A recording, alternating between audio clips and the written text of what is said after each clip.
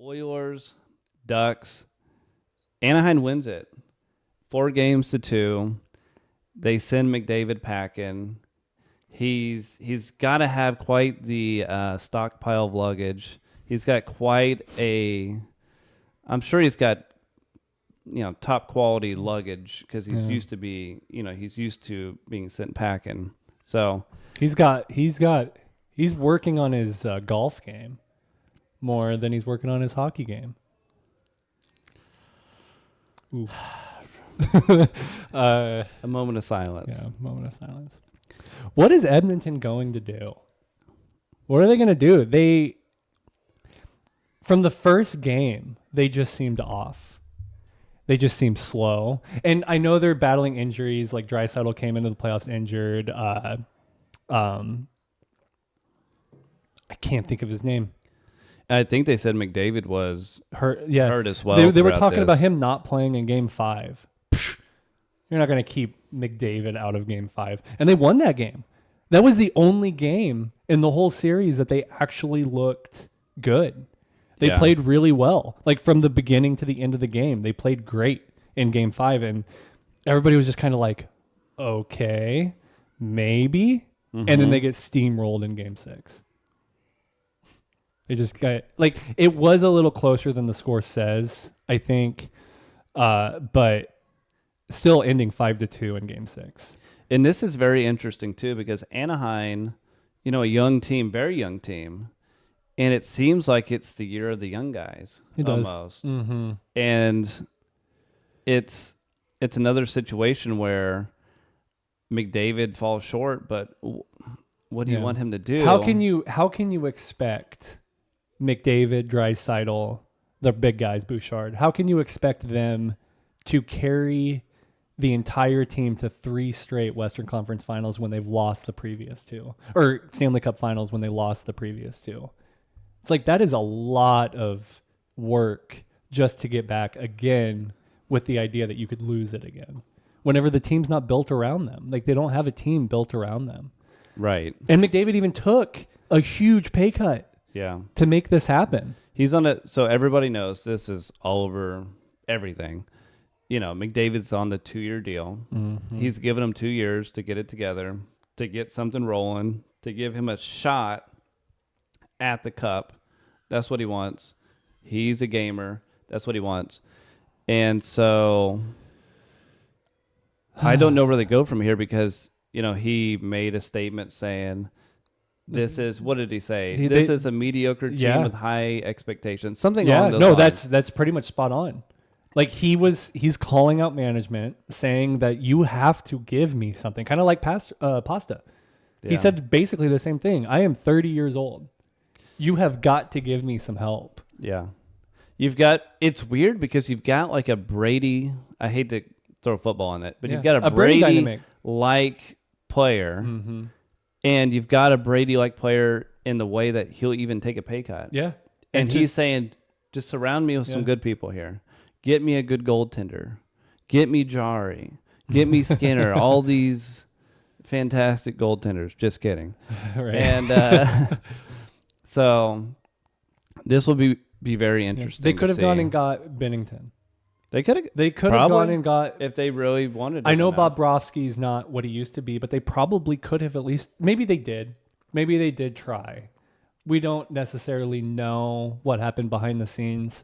But from the surface level, it just looks like there's no effort being put into building a team around the best player in the league. I think there is effort. There is. But it just doesn't look like it.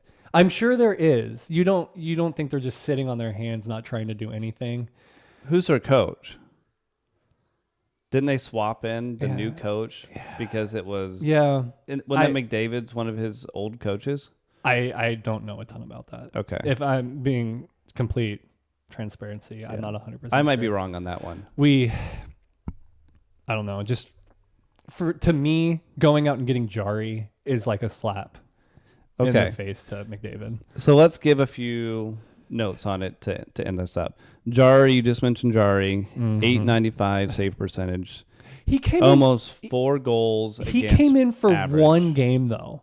which was crazy. So Connor Ingram was playing horribly. Yeah. In like the first 2 or 3 games. And then Ingram comes in, plays bad, and then they're like, oh, go back to or Jari comes in and then go back to Ingram. Do you think so? When you look at your two goaltenders and you see Ingram with the 876 and you see Jari with the 895, and you see their goals against average 886 and 884, identical numbers. Is it the fact that this is on the goaltenders, or is this the defense? So is this something else? It is. It's much more than that. Like you could see just wide open gap. Like the gap control was hideous throughout the entire series on both sides, in all honesty. Mm-hmm. But there's no defense in front of the goalies, so you can't really expect them to play amazing whenever there's no production in front of them. And they're expected to come in here and save the day because the defense isn't playing great either. Like Evan Bouchard is a fantastic defenseman. He's not the best on defense. And then who's your next best defenseman? Darnell Nurse? Come on. Nurse isn't great. But he's a presence, but he's not always a good presence.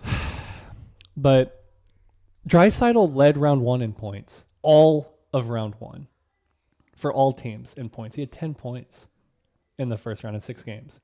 And then your leading goal scorer was Kapanen.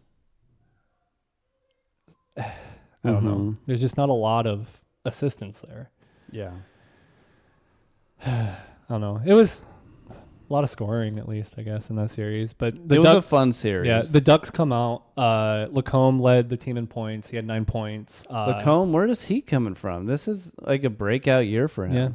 And then Dylan Gunther and Poling each had 4 goals. And they had 5 players with 3 or more goals. Yeah. In the series. Ducks are going to be players. Ducks are going to be a handful. For the Knights with no goaltending?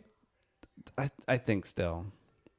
I think they're gonna be a handful with no goaltending. Yeah, they're going into team. Yeah, they're going into right. I was talking about Vegas, no goaltending. Well, with the prolific scoring of right, but Vegas has a better defensive team. Yeah, they have better defense. They have Mitch Marner, who's played great. We'll talk about him here in a little bit. He's a forward though. Yeah, but he's still a good center. Yeah, he's a good center. Yeah. But then the last thing on this, Dostal, he played better though. Mm-hmm. He did have an 874 save percentage with 3.87 goals against, but he had one really bad game. Will this go down as the biggest blunder in Oilers history? Maybe this time frame. Maybe two finals, no cups, come in, lose round 1, trade off your assets. Get no goaltender in return that can perform, and you've got a disgruntled best player of this generation. They traded off their goaltender, and they lost in the first round. I'm not saying it's Skinner got them to the or the Stanley Cup final 2 years in a row, but just kind of ironic. And it's interesting if you had a goaltender, if you happen into a rookie goaltender like when we had Benner, like with the Wild with Volstedt, however you want to pronounce it, you would wonder if this might be a different thing. Yeah. But anyhow, I think Oilers are eliminated, and we're moving on to the next series.